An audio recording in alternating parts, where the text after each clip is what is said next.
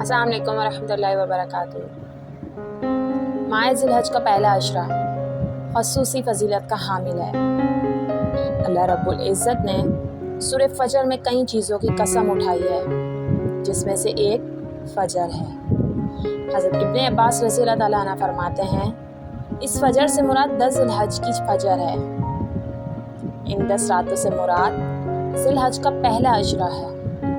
حضرت ابن عباس رضی اللہ تعالیٰ عنہ فرماتے ہیں کہ 10 راتیں وہی ہیں جن کا ذکر حضرت موسیٰ علیہ السلام کے قصے میں ہے، کیونکہ یہی 10 راتیں سال کے ایام میں افضل ہیں۔ ذی الحج کے پہلے عشرے کا تمام دنوں میں افضل ہونا معلوم ہوا ہے، اور اس سے معلوم ہوتا ہے کہ حضرت موسیٰ علیہ السلام کے لیے بھی یہی 10 راتیں ذی الحج کی مقرر کی گئی تھیں۔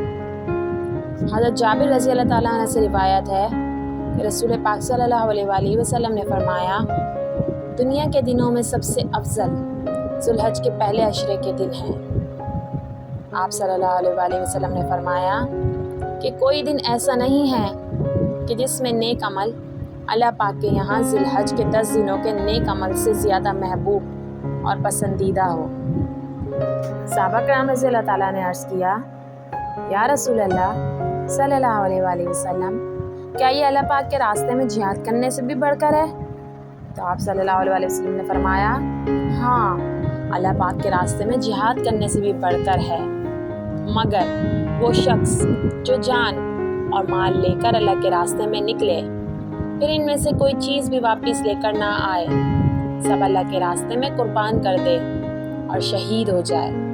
یہ 10 دن ان دنوں کے نیک عمل سے بھی بڑھ کر ہیں، لہٰذا ان مبارک دنوں میں غیر ضروری کاموں سے ہٹ کر اللہ پاک کی عبادت اور اطاعت بہت لگن اور توجہ کے ساتھ کرنی چاہیے، اور اللہ کی یاد میں مشغول رہنا، ذکر و فکر، تسبیح و تلاوت، صدقہ و خیرات اور نیک عمل میں کچھ نہ کچھ اضافہ کرنا، اور گناہوں سے بچنا چاہیے، اور روزوں کا بھی اہتمام کرنا چاہیے۔ 9 ذی الحج کا دن مبارک دن ہے۔ اس دن میں حج کا سب سے بڑا رکن وقوف عرفہ ادا ہوتا ہے۔ اس دن بے شمار لوگوں کی بخشش اور مغفرت کی جاتی ہے، مگر اللہ پاک نے اس دن کی برکات سے غیر حاجیوں کو بھی محروم نہیں فرمایا۔ اس دن روزے کی فضیلت مقرر کر کے سب کو اس دن کی فضیلت سے اپنی شان کے مطابق مستفید ہونے کا موقع عنایت فرمایا۔ جزاک اللہ۔ ویڈیو کو لائک کیجیے، شیئر کیجیے اور سبسکرائب کرنا مت بھولیے گا۔